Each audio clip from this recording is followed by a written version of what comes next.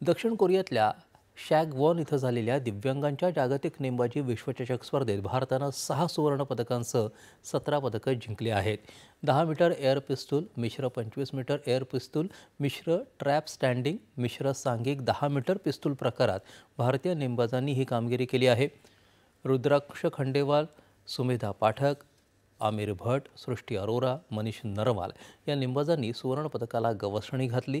या स्पर्धेत 9 रौप्य 2 कांस्य पदकही भारतीय नेमबाजांनी जिंकले आहेत. भारताच्या ॲथलीट्सनी पुन्हा एकदा आंतरराष्ट्रीय स्तरावर आपला ठसा उमटवला आहे. तैवान ॲथलेटिक्स खुल्या स्पर्धेत 12 सुवर्णपदकांसह एकूण 16 पदकं जिंकत भारत या स्पर्धेत अव्वल स्थानी राहिला. 16 पदकांमध्ये 3 रौप्य आणि 1 कांस्य पदकाचाही समावेश आहे. महाराष्ट्राच्या तेजस शिरसे यानं 110 मीटर अडथळा शर्यतीमध्ये दमदार कामगिरी करत सुवर्णपदकाला गवसणी घातली.